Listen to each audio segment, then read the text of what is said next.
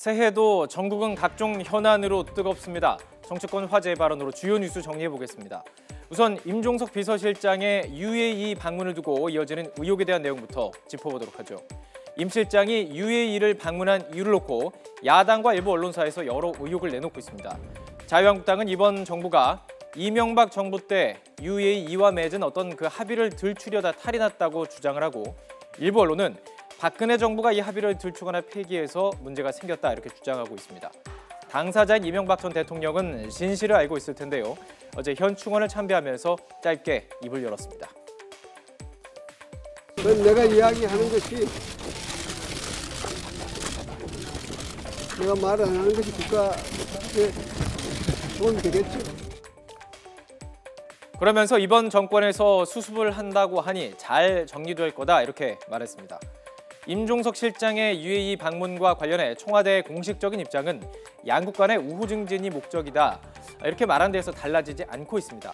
하지만 자유한국당은 꾸준히 집중 포화를 퍼붓고 있습니다. 오늘 홍준표 대표 체제 첫 2기 지도부의 공식 회의가 있었습니다.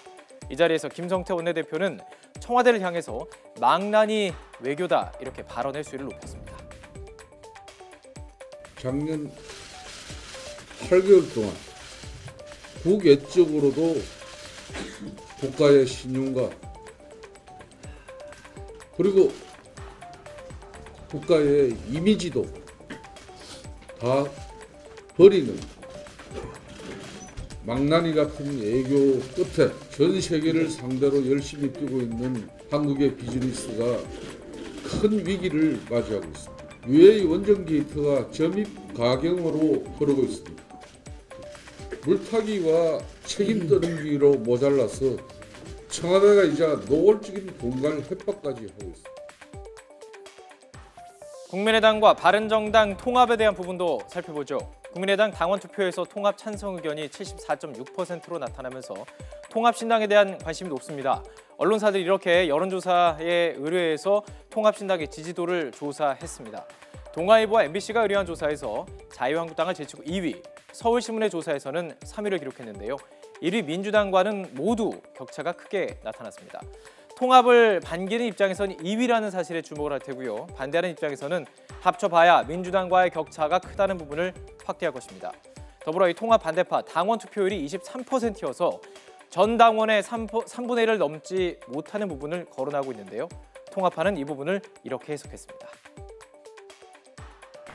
사실 지난번에 박지원 대표 같은 경우는 사실 20%도 안 되는 투표율에서 이제 당선이 됐고요. 또 기타 민주당이나 그 자유한국당의 대표 선거라는 경우는 이제 일반 당원도 아니고 그 경우에는 권리당원이라든지 핵심 당원들만 대상으로 투표를 하거든요. 그 경우에도 투표율이 25%를 약간 넘습니다. 근데 이번에 국민의당 같은 일반 평당원을 대상으로 해도 23%의 투표율이 나오거든요. 그런 측면에서 보면 상대적으로 굉장히 높은 투표율을 갖고 있다.